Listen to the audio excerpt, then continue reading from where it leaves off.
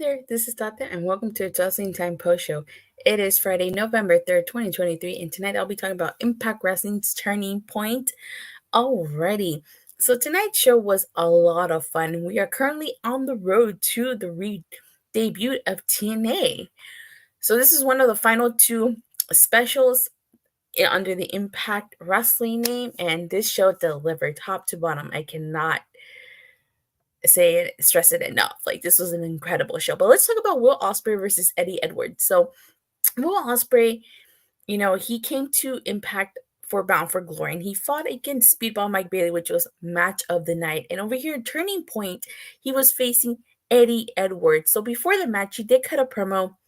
He said that it was the first time they were going to go one-on-one, and he came all the way to Newcastle to deliver a message, basically saying that he was told to tell Eddie Edwards that he is forever a young boy. Please whoop him and remind him who he was when he was in pro wrestling, Noah. And he reminds Eddie Edwards that he was the first GHC World Heavyweight Champion as a foreigner, and Will Ospreay himself was the first IWGP World Heavyweight Champion as a foreigner. And that tonight they find out who the best is. So this match main event. I was a little surprised that this match did main event. I thought the Knockouts World Title match would main event, but then again, it's Will Ospreay and they are in the UK, so it's no surprise there. This match was incredible. Oh my god, like when Eddie Edwards hit that Boston Knee Pottery, I thought it was over. I really liked the headbutt and then the Spanish Fly that Will Ospreay did. He hit Eddie Edwards with the Stun Dog Millionaire, which was a shout out to Mark Andrews from SubCulture here. Now, Will Ospreay was victorious after he hit the Hidden Blade and the Stormbreaker. No surprise, come on. But one of my favorite spots in this match was when he hit the Styles Clash to Eddie Edwards. He also hit the Styles Clash during his match with Speedball Mike Bailey. Incredible match. Honestly, my favorite match of the night. Probably match of the night, if you ask me. And so at the end of the show, he cuts a promo. He shows respect to Impact. And he kind of teases he has an announcement, but basically he trolls the crowd and basically says that his kitchen is finished, which made me laugh so much. There's a leak in the arena and he's asking for someone to get fixed.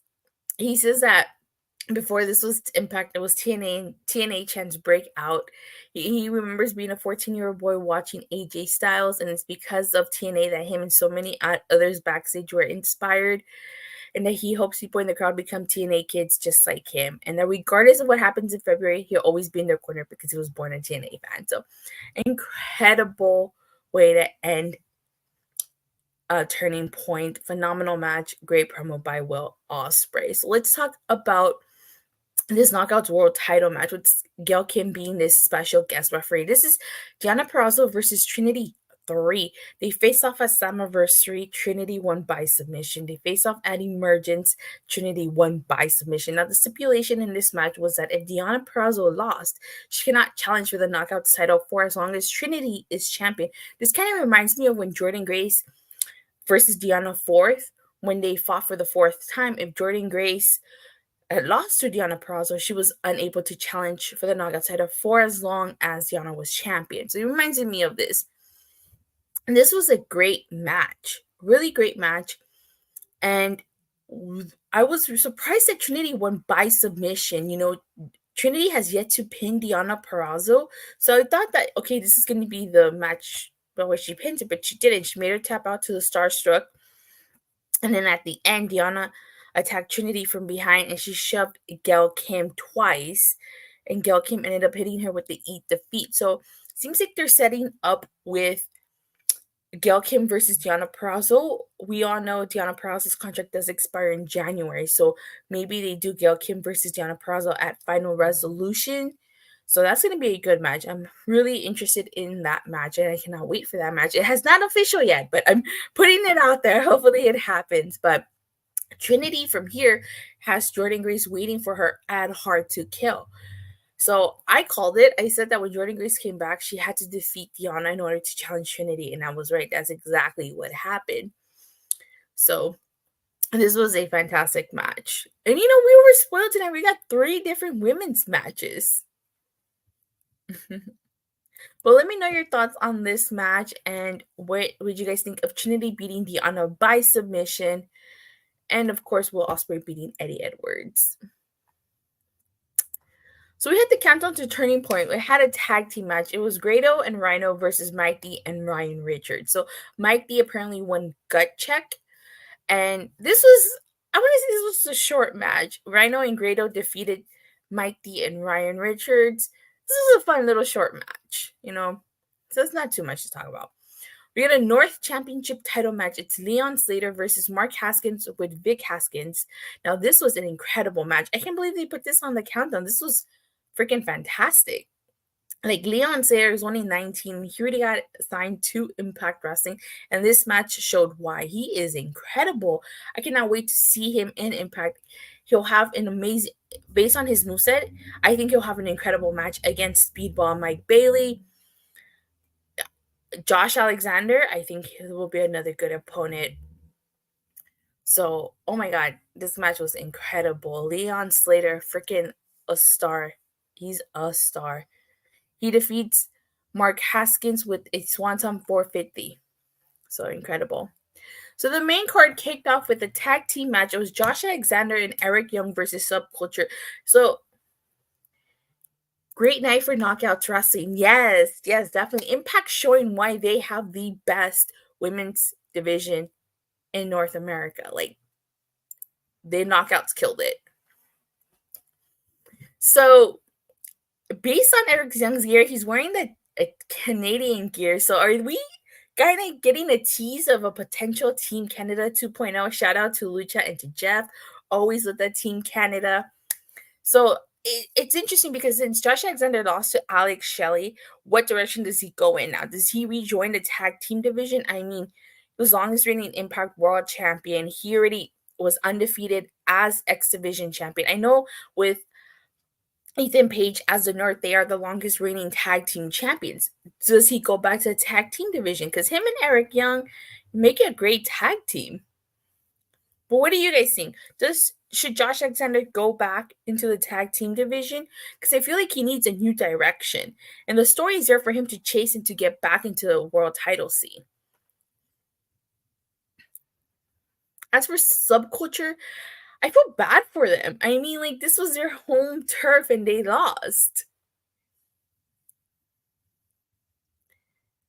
My favorite spot in this match was the double sharpshooter. You had Josh Alexander doing the sharpshooter to Mark Andrews and Eric Young doing it to Flash Morgan Webster. That was a really cool spot.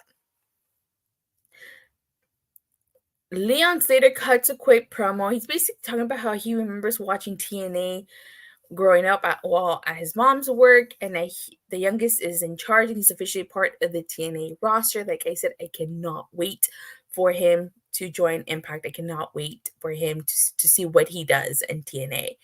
We get Gisele Shaw versus her old rival, Alex Windsor. Fantastic match here. I don't know much about Alex Windsor, but apparently they were old rivals when Gisele Shaw was wrestling in the UK. Gisele Shaw defeated her with the knee strike so really good match. So we get a quick Simon Miller promo.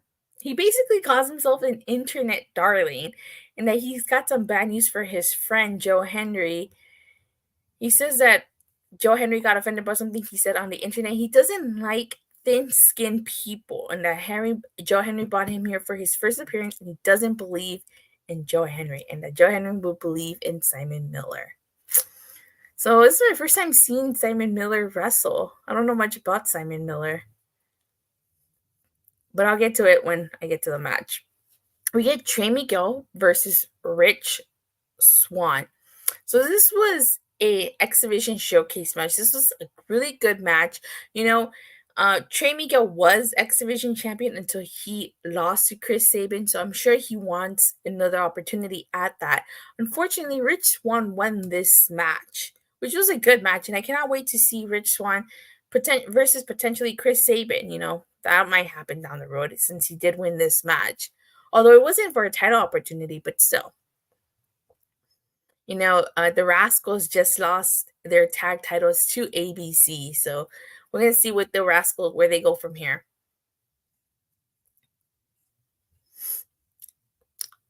So Dani Luna cuts a promo basically saying that ever since SubCulture came to Impact, they've talked about her and about them, and she can get a word in without people comparing her to Jordynne Grace. She says that she's not the new Jordynne Grace. The Jordynne Grace is a juggernaut. She's done everything there is to do in Impact, but she's not Dani Luna. And that SubCulture conquers everything. And tonight she proves why she's the one, the only, the ever Dani Luna. Now, I have to say, yeah, SubCulture was not a good night for SubCulture. Not only did they lose at Turning Point, but they lost the 6-person tag match on the Go Home show to Turning Point. So I don't know what was up with that, but I feel bad for SubCulture. I like SubCulture, but I totally feel bad for that. So this leads into Dani Luna versus Jordynne Grace, and this was a good match. I mean, they were equal in strength. But of course, no surprise, Jordynne Grace defeats her, and at the end, she lifts Dani Luna's arm, showing her respect to Dani Luna. Of course, Jordynne Grace has to win. She's got Trinity waiting for her at Hard to Kill. She needs momentum here. But this was a good match, and like Io said in the chat, it's a good night for the Knockouts wrestling. We got 3 different women's matches. And I just really something like Trinity versus Yana was our only title match tonight. We didn't have any other title matches besides that one. Oh, and I guess the North Championship one, if you count that. But Impact title matches, that was the only one. So what did you guys think of this match and of Dani Luna? I thought it was a really good match. So Simon Miller coming out, he cuts a promo. He basically wants to apologize to Joe Hendry because he's more popular than all the wrestlers in the back. He's sorry he's more famous on YouTube than all the wrestlers in the back. Don't hate the player, hate the subscribe button. And just about he's tell them why he drops the mic and the crowd chants, "You fucked up." In typical Joe Hendry fashion, he cuts a video. He makes a single about Simon Miller, and he says that Simon Miller sang in Nickelback. Now I have to say, like, not that I like Nickelback, but I do like their song, "This Is How You Remind Me," which is the only song of Nickelback I like. A lot of people seem to hate Nickelback. I don't know if it's just like I like that one song, but he did look like the lead singer. So this leads into Joe Hendry versus Simon Miller. Like, Joe Hendry didn't even get a chance to cut his usual promo, the 252 pounds of pure motivation, the answer to all of life's problems. Yes, I do believe in Joe Hendry, okay? Do you believe in Joe Hendry? Now, this match came about because Simon Miller, he gave a down to Yuya getting fired. Now, I did not like the fact that they had to remind us that Yuya got fired and the Feast are fired. It still hurts that we don't have Joya anymore. And you guys don't know, Joe Hendry does this thing called Food Fight on YouTube, and they got into a spat on that. And they're 2 longtime friends. So this is how we got this match. And before Joe Hendry can cut his promo, like, Simon Miller attacks him before that. But I thought this was a fun little match, honestly. And Joe Hendry is victorious after he hits a standing ovation to Simon Miller. So I thought it was a fun match. What did you guys think of this match and of Simon Miller? Let me know in the live chat or in the comments section below. We get a tag team match. It's the most professional wrestling gods. If you don't know who they are, is Moose and Brian Myers versus Frankie Kazarian and Chris Sabin. Now, you're asking why Frankie Kazarian is in here. Alex Shelley was originally supposed to be in this match, but he got injured. This is from Yahoo Sports, but it's WrestleZone.